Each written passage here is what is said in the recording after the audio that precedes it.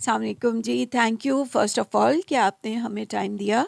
اور میرا نام سفینہ جاوید ہے اور میں ویسے تو ہیومن رائٹس ایکٹیوسٹ ہوں، لیکن خواتین کے حوالے سے اور مائنورٹی کے حوالے سے زیادہ کام کیا ہے. اور ریسنٹلی میں میری اپنی ایک ادارہ ہے، پیس اینڈ ڈیولپمنٹ آرگنائزیشن. تو اس کے میں رہتے ہوئے ہم لوگ کراچی ویسٹ میں کام کر رہے ہیں جو یوتھ کی ڈیولپمنٹ کے اوپر کام کرتا ہے. یوتھ کو ہم سینسٹائز کرتے ہیں کہ کس طریقے سے امن کی بحالی میں اپنا رول پلے کریں، اور ساتھ ساتھ میں وہ کس طرح سے اپنے کانفلکٹ کو ریزولو کر سکے، اور اس میں جینڈر سینسٹائزیشن کو کس طرح سے امپروو کر سکتے ہیں اپنی صورتحال کو. تو جو یوتھ ہے پھر ان کو ٹریننگ دینے کے بعد ہماری پوری کوشش یہ ہوتی ہے کہ وہ ایک مؤثر شہری کی حیثیت سے کمیونٹی میں اپنی خدمات کو سرو کریں اور امن کی بحالی کے لیے اپنا کردار ادا کریں. تو پیس اینڈ ڈیولپمنٹ آرگنائزیشن تقریباً سن 2012 سے اپنا کام کر رہی ہے اور مائنورٹی رائٹس کے لیے اسپیشلی اپنی آواز بلند کرتی رہتی ہے، اور خواتین کے حقوق کے حوالے سے. میم خواتین کے حقوق کے حوالے سے جب آپ بات کر رہی ہیں تو خواتین کے ساتھ جو زیادتیاں ہوتی ہیں، جو ظلم ہوتے ہیں، اور خاص طور پر جینڈر بیسڈ جو ظلم ہوتے ہیں، ان کے حوالے سے آپ اور آپ کے تنظیم کیا خیالات رکھتی ہیں؟ دیکھیے، ہماری تنظیم تو زیرو ٹالرنس کے اوپر بات کرنا چاہتی ہے اور کرتی ہے کہ پورے پاکستان میں، لیکن کیونکہ پدر شاہی نظام ہے اور پدر شاہی نظام کے ساتھ ساتھ بہت ساری ایسی زنجیریں ہیں جو عورت کو جکڑے ہوئے ہیں. اور یہاں پہ ویسے تو جو سینسیبل اور سینسٹائز خاندان ہیں وہ تو ہمیشہ سے ان کی کوشش یہ ہوتی ہے کہ اپنی بچیوں کو پڑھائیں بھی اور انہیں ایک مؤثر اور ذمہ دار شہری کی حیثیت سے ان کو ایجوکیٹ بھی کرے اور ان میں کانفیڈنس بھی کرے. لیکن ایک بہت بڑی تعداد ہے ہمارے پاکستان میں جو خواتین کے ساتھ ظلم، جبر، تشدد روا رکھتی ہے، جو کہ ایک پیٹریاٹک سسٹم ہے اس کو پروموٹ کرتی ہے. اب پدر شاہانہ جو نظام ہے اس نظام کی جڑیں بہت مضبوط ہیں. صرف یہ نہیں ہے کہ 2 سال یا 4 سال سے ہے، بلکہ سالوں سال سے اس کی روایت برقرار ہے، جو کہ عورتوں کے ذہنوں میں بھی یہ رہتا ہے کہ جی لڑکی ہے، لڑکی تو ابھی شادی کر کے چلی جائے گی تو اس کو کیا پڑھانا اور اس کی کیا صحت کی نگرانی کرنی. لڑکوں کو پڑھاؤ تاکہ وہ آگے چل کے آپ کا مستقبل بن سکے، آپ کا سہارا بن سکے مستقبل میڈم کا. آج کل جو لڑکیوں کو، اقلیتوں کی لڑکیوں کو خاص طور پہ اغوا کیا جاتا ہے، ان کے ساتھ شادیاں کی جاتی ہیں جن کو ہم فورس میرجز کہتے ہیں. تو اس طرح کے کیسز کیونکہ سندھ میں بہت زیادہ ہوتے ہیں، خاص طور پر ہماری جو ہندو بیٹیاں ہیں ان کے ساتھ زیادہ ہوتے ہیں.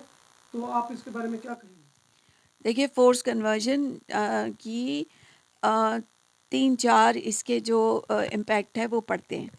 ایک تو ہمارا یہ ہے جو ہم نے بے شمار اس طرح کے کیسز کو ڈیل کیا ہے، اور اس میں ہوتا یہ ہے کہ چھوٹی بچیوں کو زیادہ وہ پریفر کرتے ہیں، کیونکہ چھوٹی بچیوں کو سمجھے سہانے باغ جلدی دکھا دیے جاتے ہیں. انہیں پتہ نہیں ہوتا کہ یہ کام میں رائٹ کر رہی ہوں، یہ رانگ ہے.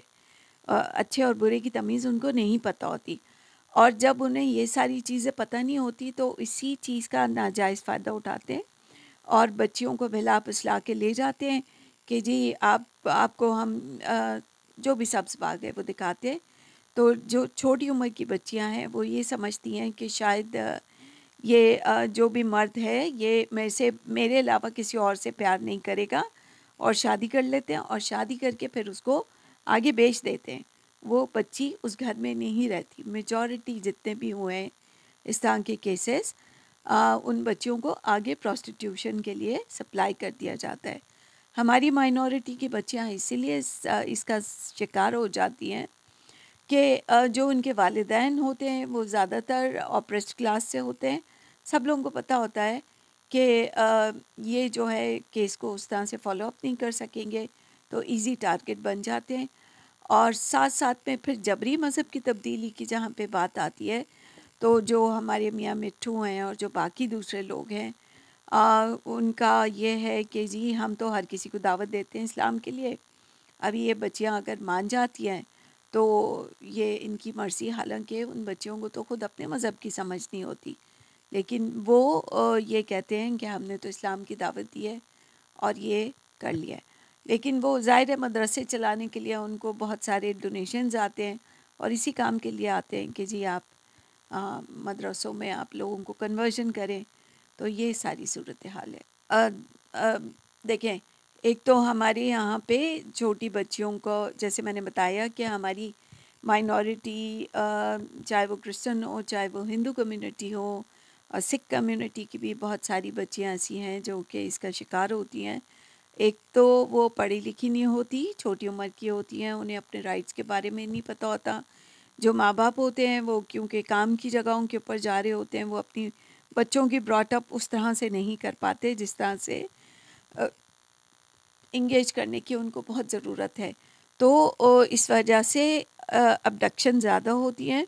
اور ساتھ ساتھ میں مسئلہ یہ ہوتا ہے کہ وہ لڑکیاں بہت جلدی بہلاوے میں بہکاوے میں آ جاتی ہیں. وہ میں نے بتایا نا کہ وہ ان کی کنسنٹ تو ہوتی نہیں ہے، وہ صرف یہ سمجھتی ہیں کہ یہی میری ساری دنیا، تو وہ ماں باپ سے پوچھے بغیر بغاوت کر کے بھی ورک چلے پلیس کے جاتے ہیں. ہراسمنٹ کے بارے میں خواتین کے ساتھ بڑا کیا کہیں گے؟ بڑا ہے.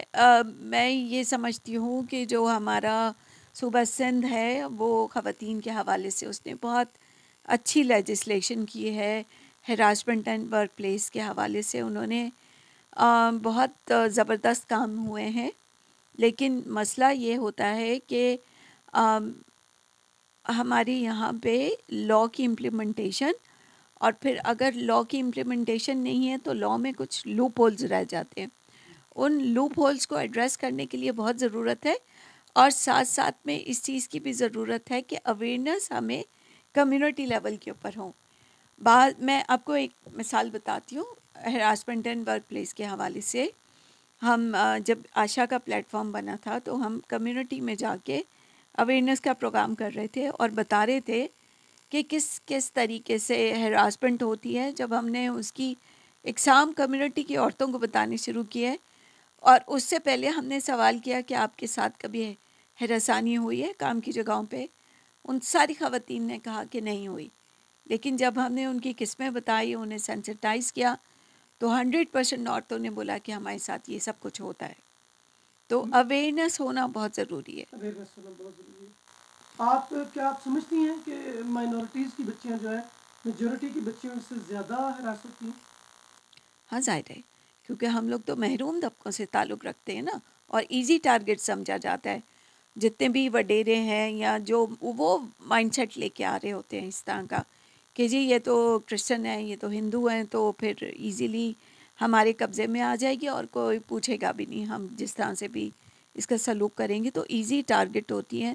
اس لیے خواتین کو ہراساں بھی کر دیا جاتا ہے، کام کی جگہوں کے اوپر ان کے اوپر چوری کا الزام بھی لگا دیا جاتا ہے.